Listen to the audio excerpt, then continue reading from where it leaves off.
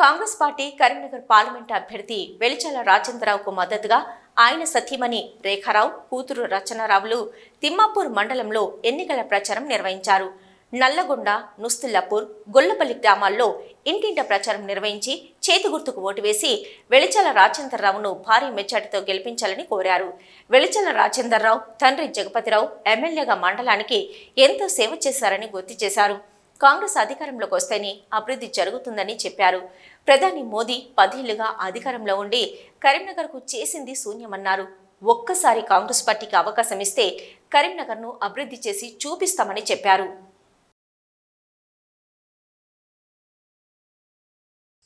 తిమ్మాపూర్ వాళ్ళంతా కాంగ్రెస్కే వేస్తున్నారు. మేము తిమ్మాపూర్ ప్రజలకి రుణపడి ఉంటాము, కాంగ్రెస్నే గెలిపిస్తారు అని.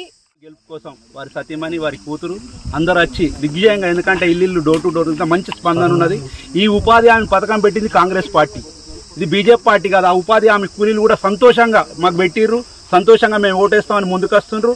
ఇవాళ బీజేపీ చెప్పుడు కాదు, ఇప్పుడు ఇంతకుముందు రమణారెడ్డి ఒక్క పార్టీ, ఒక పని, ఒక వ్యవస్థలో మొత్తం సర్వనాశనం చేసింది బీజేపీ పార్టీ. అందుకే రాజేంద్రరావు గారు, ఎందుకంటే జగపతిరావు సార్ గారు మన మండలి చేసిన ఎన్నో కార్యక్రమాలు, సబ్స్టేషన్లు కానీ, ఇండ్లు కానీ, రోడ్లు కానీ, అప్పుడు కరెంట్ లేని పరిస్థితుల ఊళ్ళల్లో కరెంటు పోలు ఇచ్చి జగపతిరావు సార్ గారు దాదాపు 20 ఏళ్ళు సుపరిచితులు. తిమ్మాపూర్ మండలంలో మరి కాంగ్రెస్ పార్టీ పక్షాన రాజేంద్రరావు గారి సతీమణి మరియు వారి కూతుర్లు కూడా తిమ్మాపూర్ మండలంలోని నల్లగొండ గ్రామంలో కాంగ్రెస్ ప్రవేశపెట్టినటువంటి ఉపాధి హామీ పథకం, మరి కాంగ్రెస్లో ఉన్నటువంటి పేద కార్మికులను, పేదలను గుర్తించి ఉపాధి హామీ ద్వారా కాంగ్రెస్ పార్టీ ఎన్నో గొప్పనైన కార్యక్రమాలు తీసుకొచ్చిన సందర్భంలో మరి ఉపాధి హామీ కార్మికులతో మాట్లాడి వారి సపోర్ట్ కూడా రాజేంద్రరావు గారికి సపోర్ట్ చేయాల్సిందిగా వారు కోరడం జరిగింది.